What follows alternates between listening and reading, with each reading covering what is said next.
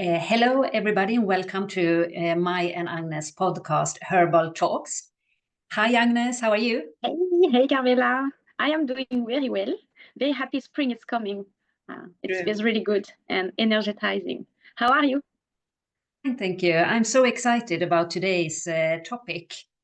We are going to dig deep into the herb Scutellaria lateriflora, skullcap in English, or Frossört in Swedish. And we are going to get a bit nerdy. We are really going to dig deep. And I love it. We've been both collecting information on this herb for a very, very long time. So it's time to put our both parts together. And your specialty is the botanics and also growing and harvesting. So you will share your deep experience on that. And then I will top up with the clinical experience, like how does this marvelous plant affects us? And then we will go a little bit into like the anecdotes and what people are saying about it. Super interesting. But let's start. And before I give you the word, I also want to let everybody know, because now for us it's springtime and everybody wants to grow skullcap.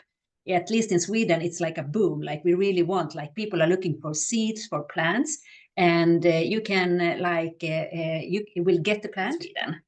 Yeah. So related to that is usually it was Anna from Laketree Garden, who used to sell cuttings, sticklingar, of skullcap.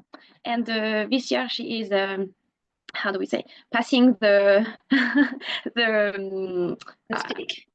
Yeah, the stick to me, as I am growing herbs, and that's a bit my also job of working with seeds, working with cuttings, working with plants, and to be providing these herbs to people.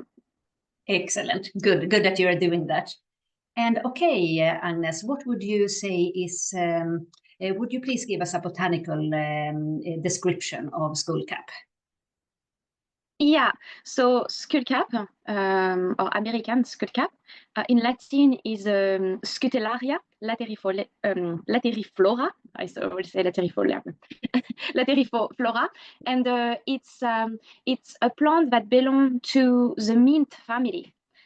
It's a plant which is also native from North America. So it's not native at all from Europe, but there is some other varieties. We can find Scutellaria, other species here, not varieties, species in Europe, and there is also other species in Asia. So all of these belong to the same genus, which is Scutellaria, but the one we are talking today is really the one which is native from America. And so it's a plant that grows there in the wild, in more moist places. It's like also partial shade around the wetland, not within the wetland, but more on the edge of the wetland, because it's need also at some point during the year that the soil become a bit more dry and a bit more oxygenated for the plant to thrive well. So if it will be just in wetland, it will be a bit too missing oxygen for the roots. It's a plant also that it's from the mint family, so it really is like it's mint family plant is easy to recognize. You find them to have a squarey stem, and then they have opposed leaves that are at each kind of intersection where opposed leaves are present. They are 90 degrees from each other. That's very characteristic from the mint family, and often also the flowers are purple or white in the mint family, and they have a really special shape, which also kind of giving the name of like skullcap. It's like the shape of the flower and what's hold the flower, which kind of look like a hat. Yeah, so that's where the name comes from and how it naturally grows. True. And but even if it's from a mint family, it doesn't have the mint smell or perfume. No, that's really surprising. Like from many plants from the mint family, really are very aromatic. I mean, we found citronellus, lemon balm. We found catmint, mint, peppermint, mint aquatica. Like there is often they smell, but not skullcap. Skullcap is not aromatic at all. And the wild one in Sweden is that the Scutellaria gariculata. Have you found it? No, I haven't. But I had a friend which is biologist and love plants, a bit living around the Östersund, so more north. And I asked him if he have ever seen, and he told me yes. So not necessarily common, but you can find it. Okay, I will try to look for it. They say like it should be like I heard people like seeing it in the wild, so I would like to find it as well. And you are growing it since a few years in your farm, or is it? Yeah, so it's about. No, it's 2 years. So before coming to Sweden, I had no experience with working with Skullcap. So I'm quite new actually working with the plants. But last year, it's the year where I really kind of grow it from seeds to to package, to trying the herbs, and I could really see how it thrives in the garden and how like difficult or not it is to harvest, when to harvest, how it grows, and yeah. Wow. And because you are from France, do you have any memory of seeing it like growing in the gardens in France, in the herbal gardens? Yeah, no, it's not that common actually. I know from herbalist cycle, they know it, they recommend it, but I haven't seen, even on the French farm, I haven't seen so many growing Skullcap. Yeah, I have the same experience. And what would you say to all of us who wants to grow our own Skullcap? What are your like experience now?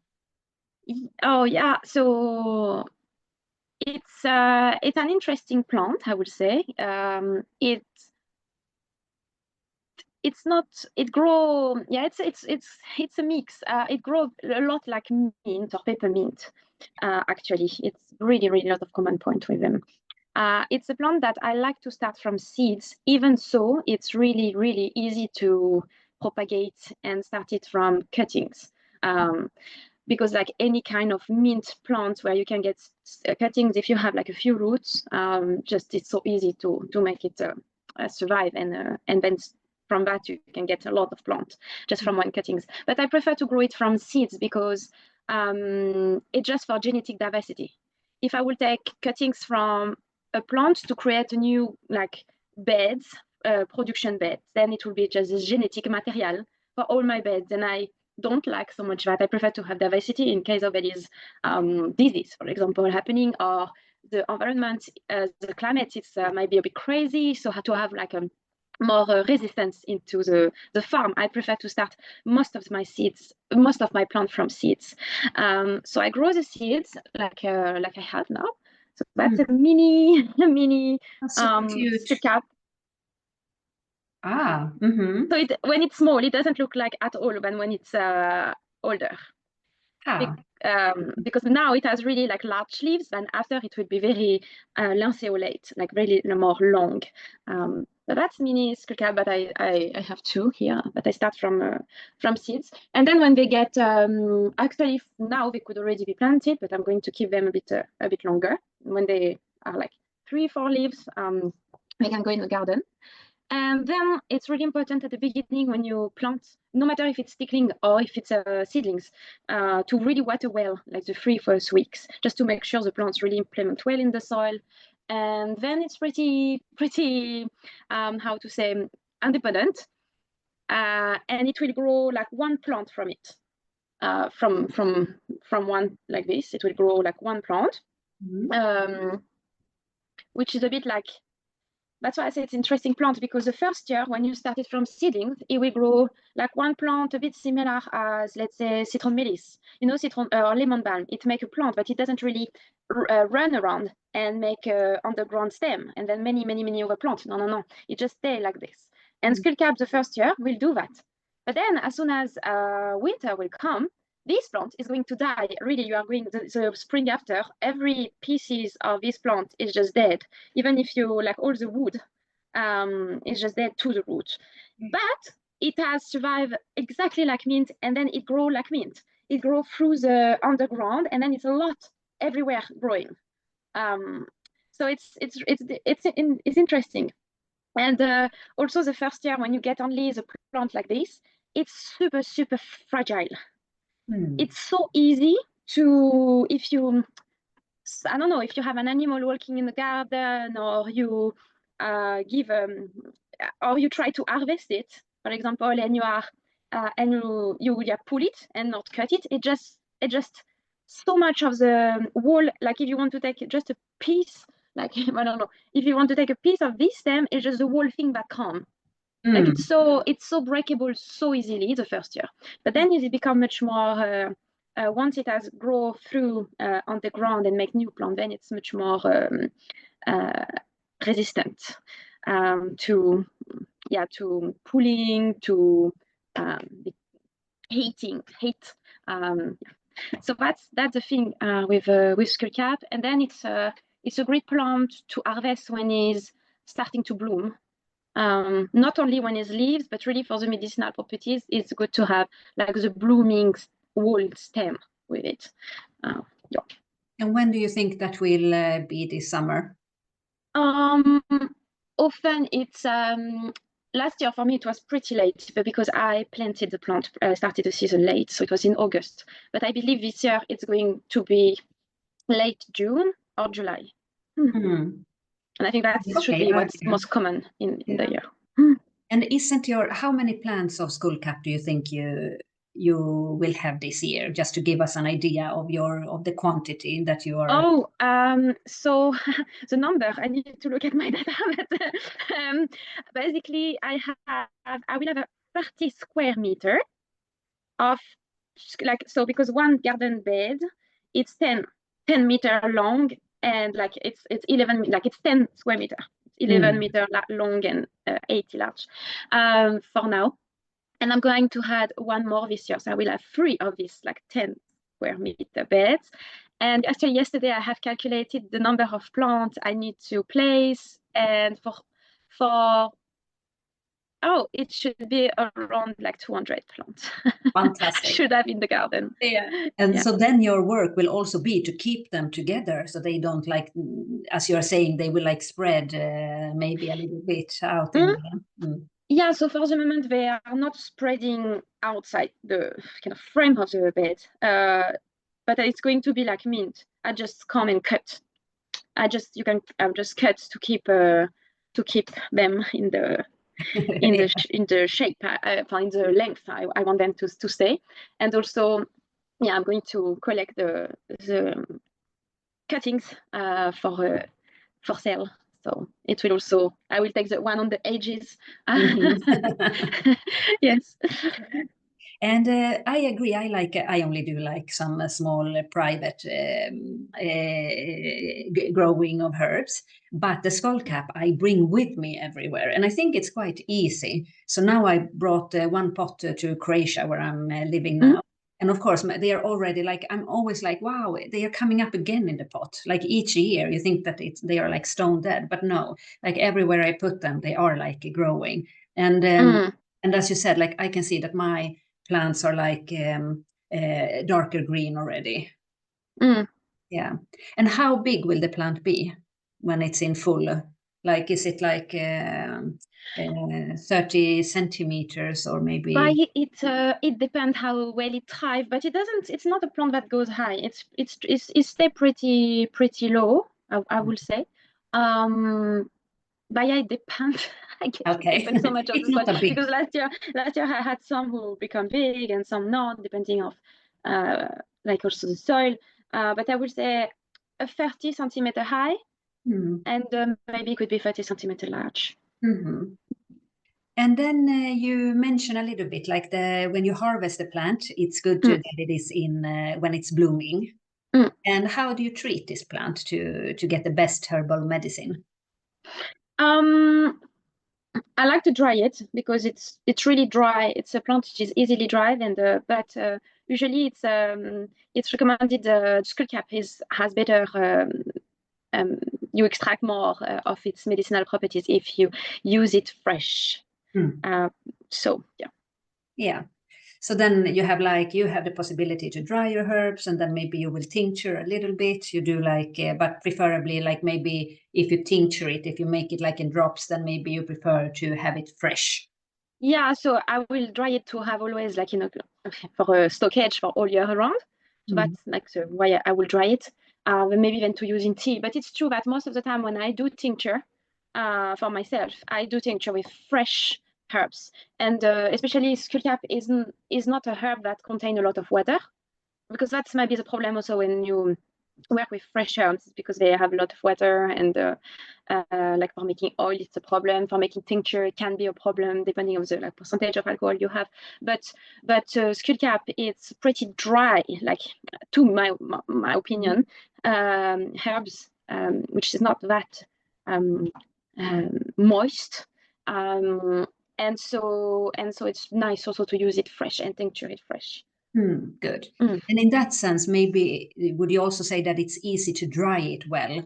It's not you will not make so easily mistakes. I sometimes you try to dry the herbs and then they get full of mold because you didn't do it properly. But maybe Skullcap is quite easy then too. Yeah.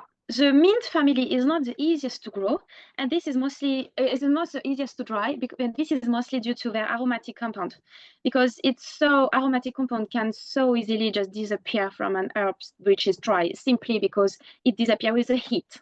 Yeah. And they just evaporate and just leave the cells, leave the plants. But Skullcap has no stronger, there is no this very light and volatile aromatic compound. So that's one thing which makes it easier to dry, because if the length in time it's a bit longer, if it doesn't dry straight away, it's fine, the aroma are not going to oxidize or disappear. And if you are drying it a little too warm, it's not necessarily also affecting too much its aroma. And also the second reason why mint family can be difficult, and especially lemon balm or mint itself, is because the cells, the plant really oxidize quickly, and give this a brown color on the herbs. And that means they have it's not moist, but it's just oxygen of the air and the heat. They have just get all the cells got old. Basically, that's oxidation. And so but Skullcap did not do that. It doesn't do that much, as much as lemon balm or mint does. It's pretty stable. So a good 30 degree for 2-3 days is great. It's good. Okay. Oh. Thank you. Yeah. In a dark place, ventilated. Always. Yes, good.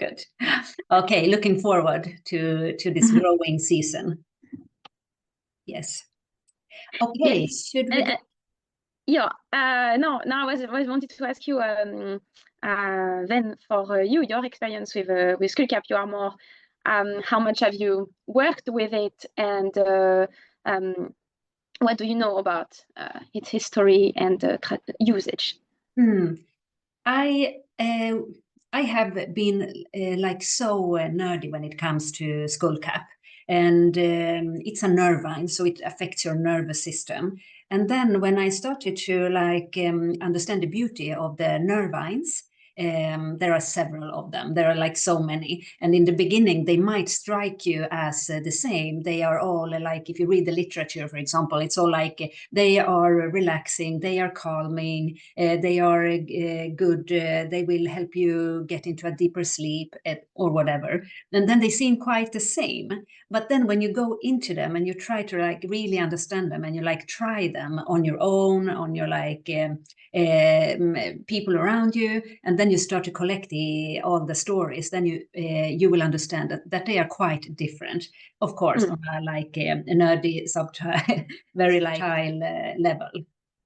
And so I will definitely share some nice stories, but first put the Skullcap in perspective. And I think it's as you really share it, it's a special plant. And historically, it's been very well used in, like you said, coming from North America. and it's been used for centuries there, and also in the northern part of Europe. I think it's been quite well used, especially in the UK. But we also find a lot of like historical traces here in Scandinavia.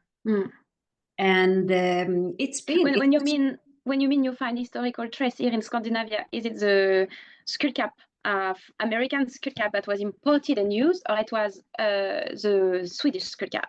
I cannot like tell, like when we see like descriptions of it, for example, in the British herbal pharmacopoeia, then it's definitely the lateriflora. Yeah. Here in the northern, I'm not sure, but I would believe it's the lateriflora as well, because it was super popular, and it was popular until our pharmaceutical sedatives, tranquilizers, when they started to appear. Then of course they were very like so potent that maybe the herbs stepped back a little bit, and then they were forgotten about more and more. And I think like now we are a bunch of herbalists in Sweden, and we are really like propagating for the Skullcap, but it was quite forgotten about. And historically, like the traditional use, it's been like for peace and quiet and calming. It's not a knockout herb, like for example valeriana that many people know about, or passiflora, the the pasque flower, which are like really for more for sleeping and sedative. And so it's been used like for calming purposes. And then it was, I think it's like, it got the name of mad dog. And that made connections with rabies. So somehow it got like the reputation that it could like help with rabies. Probably it's such a strong like calming and nervine herb that it did have like some helping effects, like maybe like if I understand well, like rabies, a terrible disease, extremely like anxiety provoking, and maybe in that sense it was helping you a bit, but it had nothing to do with curing rabies. So then it also got a bit of bad reputation. We had given it a lot of like hope, and then it was not curing rabies, and then it got a bit of bad reputation. Yeah. And so yes, that was maybe the historical and like folk way of using it. And then in the beginning of the 1900th century, it started to be less used here. And now I think we have a revival again. Would you agree? Yeah, definitely. Yeah. I mean, it's I think for me, yes, it's one of my best seller because you just can't find it anywhere else. So it's either people know it because they are working with herbs or using herbs for themselves or educated, or they don't know it at all because for the common public, Skullcap is not known. But for those who know it, they just can't find it anywhere else. So that's needed in Sweden, and people want it. Yes. I mean, especially now. I mean, the times we are with stress and agitation and overthinking. It's just the right time for Skullcap too. And what I like also, it's there is so much nervines who make you fall asleep. Kind of like we were speaking about cat mint the other day. Like if we take cat mint, we just need to sleep. Oh, my brain is so slow. But I would say Skullcap is not. So that's the thing. It can stop the agitation or overthinking, but without making you fall asleep. So yeah, I would really agree. Like the modern Skullcap, it's like it's really getting a revival, and exactly for this that you are mentioning, that this is the nervine. If you have a lot going on in your head, if you have like over excitement, things like repeating in your head, then this is the herb for you. And it really like some people also would like to interpret, the skull that you mentioned, the little flower. It's like a skull, like a helmet, and it feels like you put this on, and then you try to get your thoughts, control over your thoughts, so they just like vanish for a while. And I think like I like to cross like the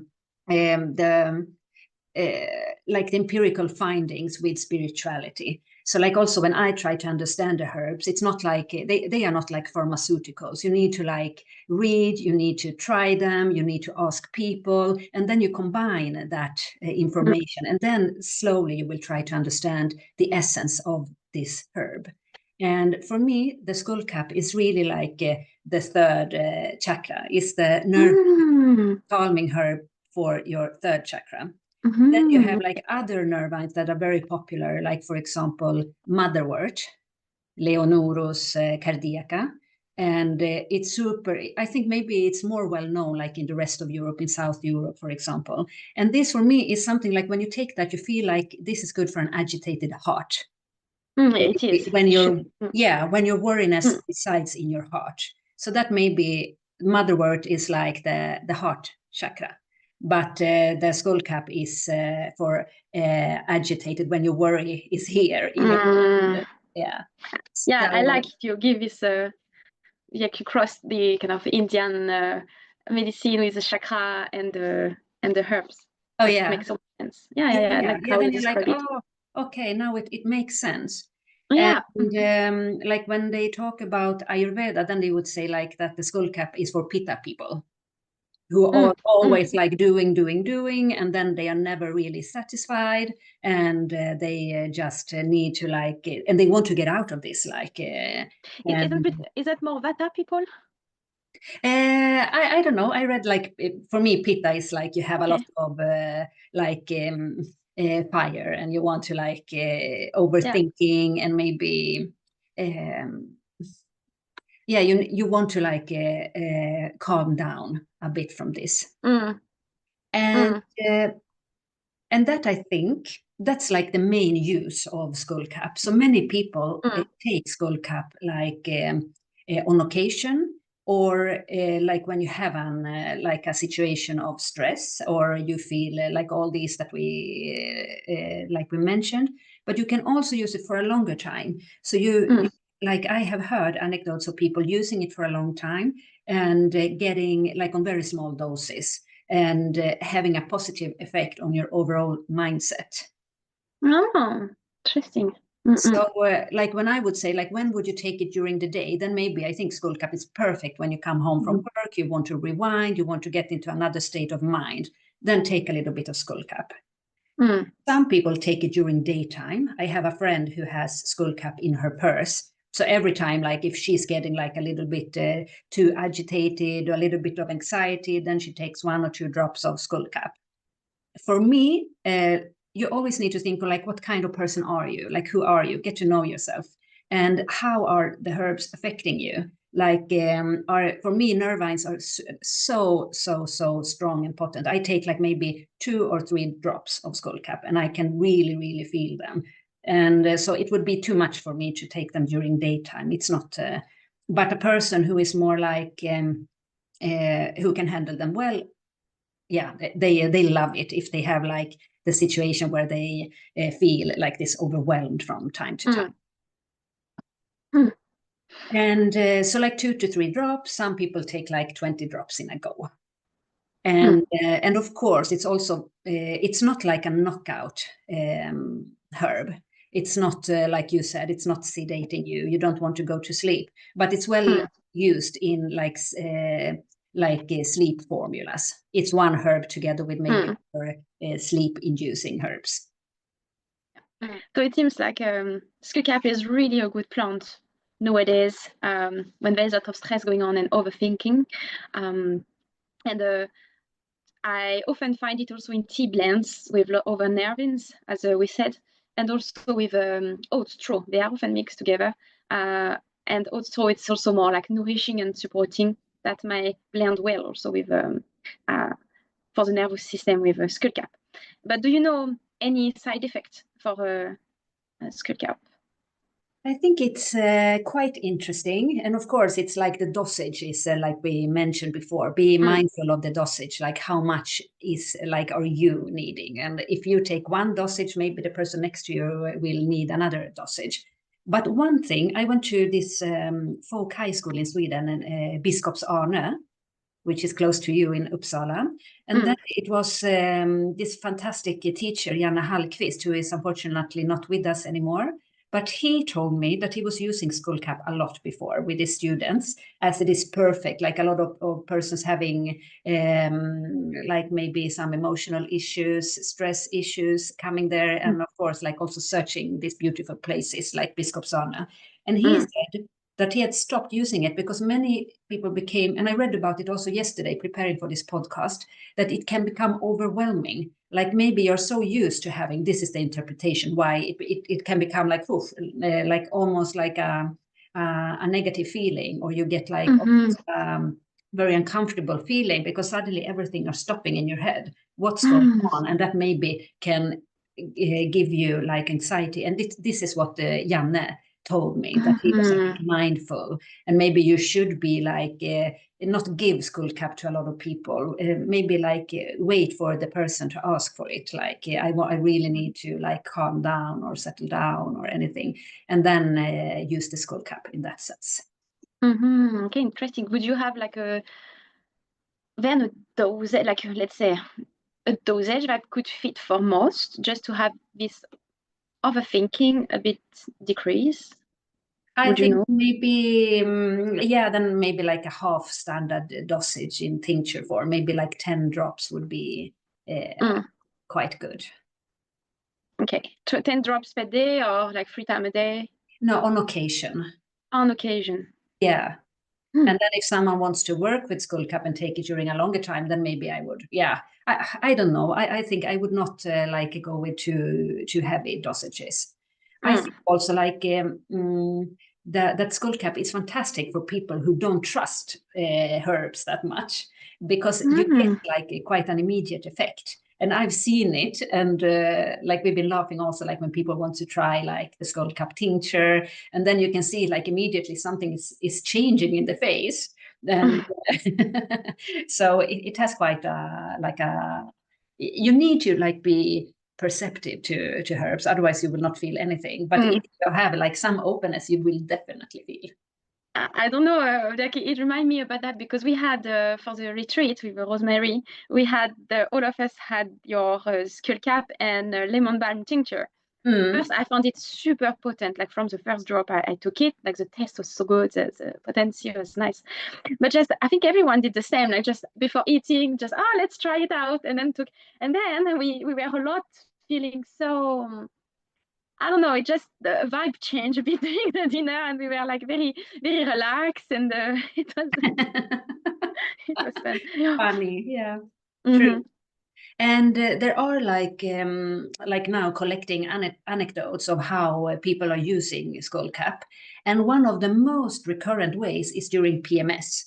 And to affect your a state of nervousness, of agitation, of irritation, then it's very well used. And I made a small survey on Instagram, and then I got like the answers I got were all connected to this. People take Skullcap a few drops when they have PMS to like change the state of mind a bit. Yeah, I think it's really nice, especially that you said that it helped with like negative thinking. And I would say that PMS can be a period of overthinking and negative thinking. So in that, I would also believe, so either for irritability or agitation, or either for overthinking, I would believe that's a good way to use it. True. And the other like quite striking effect is for people struggling with dependency and who wants like a natural support, like for example quitting smoking, or also like some lighter like alcoholic issues. Then of course Skullcap, it's been like I don't have any personal or like have not worked with anyone using Skullcap in that sense, but the literature is giving like a lot of examples. And I think you also heard about like... Yes, I did also heard, and I have also a friend which is trying to quit smoking. So, and what he said about is like, when you don't smoke, like your brain, it's so angry and wants the drug, no matter which kind, if it's alcohol or something else. And so I have learned already that actually you should, like the first day when you are quitting, you can take Skullcap like every 15 minutes. Ah. And then more the day pass, more you extend the time where you should take it. And slowly it should help you. But it's really because it's so strong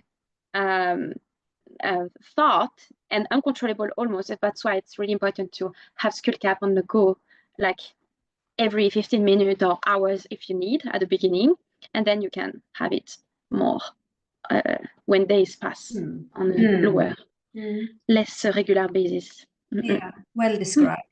And maybe it's the same then that when you are struggling with lighter forms of addiction, then maybe it's also your mind that is becoming agitated, and that can be calmed down a little bit.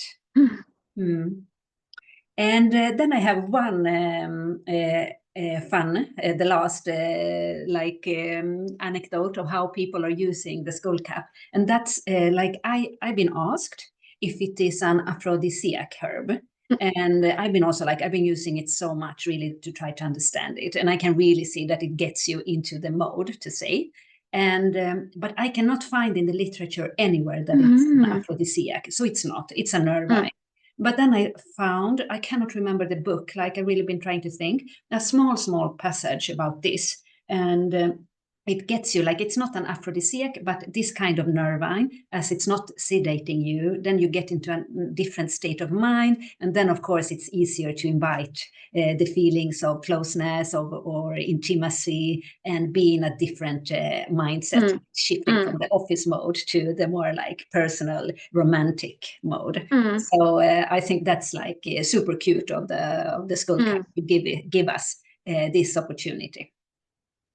Yeah, I'm thinking, have you read also something about the feeling of controlling? Because I feel that when we are like overthinking and agitated, and we also are a bit in this controlling mindset, and there is no space for living. If I take from my own experience, to get aphrodisiac feeling, or like more into the mode, I need to have space to be not in the control mindset, because then I'm so focused on what I want to do, and I don't know how to explain it. Yeah, to be honest. And I wonder if Skullcap help with that, actually, to be a bit more less drop your boundary and be relaxed and open for any. Yeah.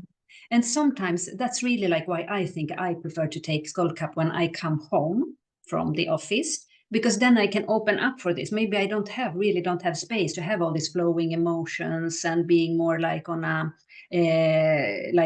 jumping down from the head to more like experiencing, like being more heart open person. So then it's for me like, okay, now I take my Skullcap after my work and I go into this realm, which I'm not right. Maybe it would help me to take it during the whole day, but I prefer to keep this space like afterwards. But definitely I agree. It's the more you get up here and the more you get into the logical framework, then it's the less you are into like feeling your heart and being into your emotions. Yes. Yeah. Are we talked all about the Skullcap? Yeah, I think we have. Did you get like, wow, I want to try it out. So before we start with Skullcap, I was saying to Carmela that I actually myself never tried Skullcap. So I have learned, like I know it in the garden, I know it how it works. I have seen it, I have tried it. And then I think I maybe have, because sometime in summer I just make herbal tea on the morning with whatever herbs is there at the moment in the garden, and I might have like a few Skullcap stem, but nothing really like testing the herbs. So I just know it from books. But now I feel like I really want to try. I think it's a herb which is excellent for me. So I'm really, really curious in trying it.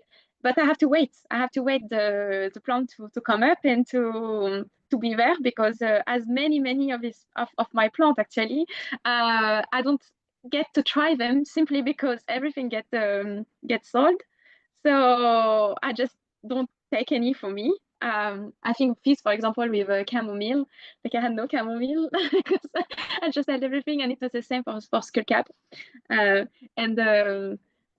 but but now I'm thinking like, oh, this year I'm going to keep Skullcap, make tincture also with fresh herbs, and test it. Excellent. Yeah. So thank you for today. It was really nice. I think we should do some more talk where we are speaking about just one herb, from growing it to its use and experience we had with it, and also people experience. So and also the history a bit in Sweden. It's I think it's really interesting. Yeah. I agree. Yes. Yes. Thank you very much. Okay. Thank you very much. See you next time. Bye bye.